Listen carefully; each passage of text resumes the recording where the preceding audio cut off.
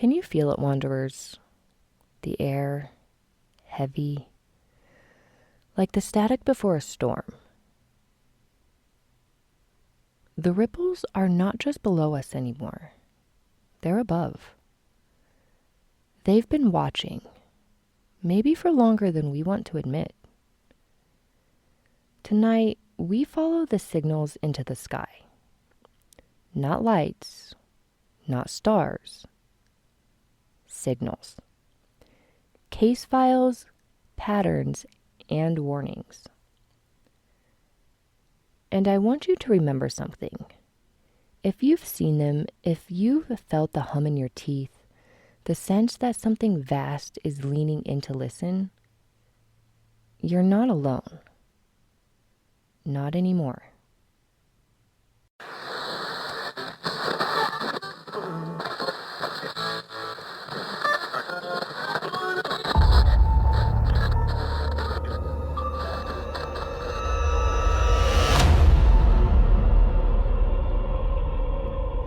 Through shadows and static, where silence shivers, the veil grows thin and something slithers. From echoes above to the dark below, follow the ripples into the deep unknown. With Rowena as your spectral guide, step through the mist where the secrets hide.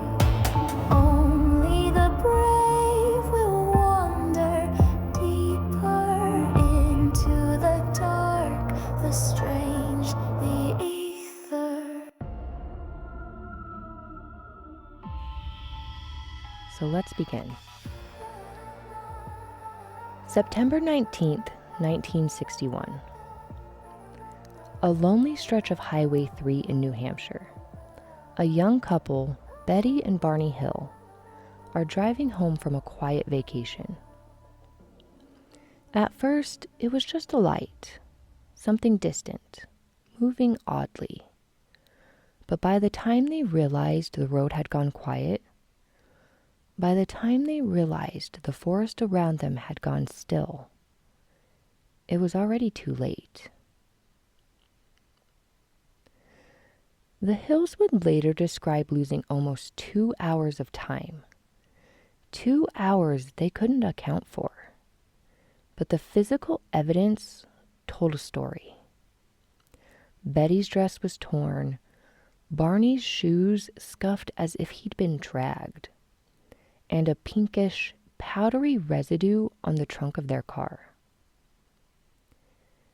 And then the dreams began. Betty had nightmares of tall, gray figures, large black eyes, and cold, metallic rooms. Needles, samples taken, and something implanted. Barney, he remembered a different detail. Something he said chilled his blood. The way they looked at him, without emotion, without malice, but without anything remotely human. And under hypnosis, which is recorded and documented, Barney said the words that have haunted abduction lore for decades.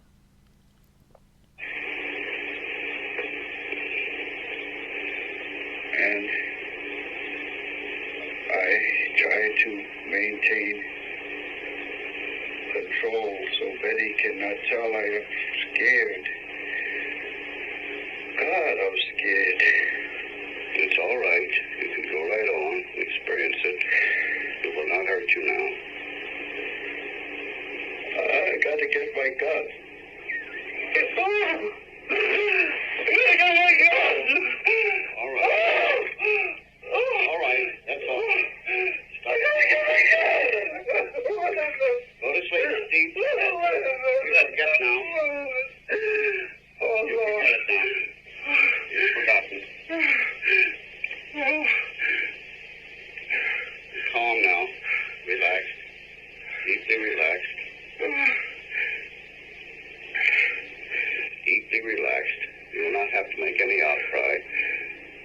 This case, this was the ripple that broke the surface.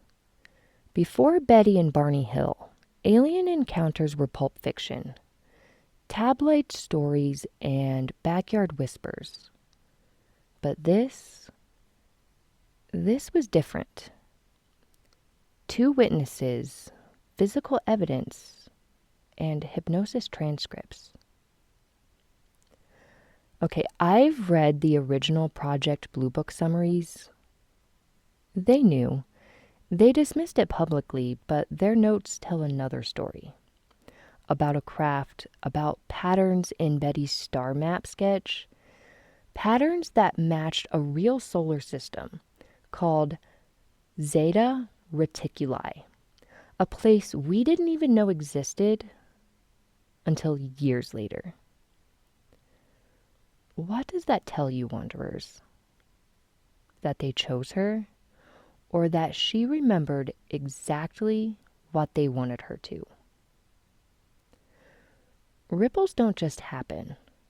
They're forced, shaped, and the hills, they were the first to stand in the undertow. December 1980, Suffolk, England.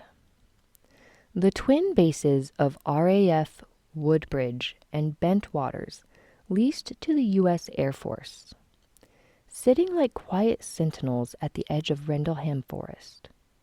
Quiet. Until it wasn't. Over 3 nights, dozens of military personnel, trained observers, men with clearance and discipline, reported lights in the forest. Glowing, pulsing, moving in ways no aircraft could. Sergeant Jim Penston, one of the first responders, got close enough to touch it. He described a black, glossy craft covered in strange glyphs, symbols that burned into his mind. And when he did, something happened. For days after, binary code filled his thoughts. Strings of 1s and 0s that, when decoded years later, spelled out coordinates. Coordinates for locations across the globe, and one that is not on this earth at all. The second night, Lieutenant Colonel Charles Holt recorded audio as he and his team tracked the lights. Those tapes still exist. You can hear it. Hardened men whispering, breathless, describing beams of light firing down into the base, into the weapons storage area where nuclear ordnance was kept. And then, silence. The lights vanished, no alarms, no orders, just silence. Until the reports were buried and classified, the witnesses were ridiculed and careers were destroyed. I've read those declassified memos. I've seen the testimonies. Something happened in Rendlesham, something intelligent and deliberate. And there's a detail they never talk about, not in the documentaries, not in the sanitized interviews. Penston said the symbols on the craft, they were familiar, not alien, like something human, but older. What were they doing in that forest? What did they want with the weapons or the men guarding them? Wanderers, when ripples open near sites of power, they don't just observe, they take, or they test. March 13th, 1997, Phoenix, Arizona. A warm night, clear skies, and then, one by one, thousands looked up. It began as a triangle, a massive, silent V-shaped gliding across the city, slow, almost impossibly slow, but big enough to block out the stars. Over the next few hours, the calls flooded in. Doctors, pilots, police officers. No hysteria, just calm, terrified reports of something too big, too silent, too deliberate to be anything human. Governor Fife Symington would mock it publicly, even holding a fake press conference where an aide dressed in a rubber alien mask. But years later, he admitted he'd seen it too, and it had terrified him. The official explanation, military flares. But flares don't move in formation. They don't hang silently over an entire city, and they don't vanish without a trace. This was no quiet abduction on a back road. This was mass exposure. Thousands of witnesses, hundreds of recordings. And if you study the patterns, you'll see it. Sightings like this during the late 90s, spiking worldwide.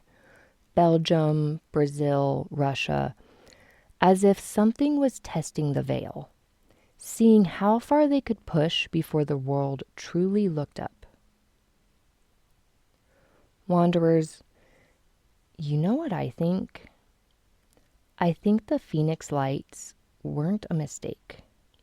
I think they were a message that we weren't ready to hear. 3 cases, 3 different decades, but the same hum, the same silence, the same knowing. And now the ripples are stronger. You've felt them, the hum in the night, the shadow that doesn't quite belong, the sense not of being watched, but of being studied. The signal is there. The question is, when it answers, what will we do? If you've seen them, the lights, the shapes, the impossible, tell me. The ether is listening. Find me on Instagram at Ripples in the Ether, Facebook, Ripples in the Ether. You can send an email, ripplesintheether@gmail.com. And if you want to help support the signal, please join me over on patreon.com/ripplesintheetherpodcast. Until next time, keep your eyes on the sky and keep your signal open. This is Rowena Etheridge, signing off from the ether. I will link all references in the show notes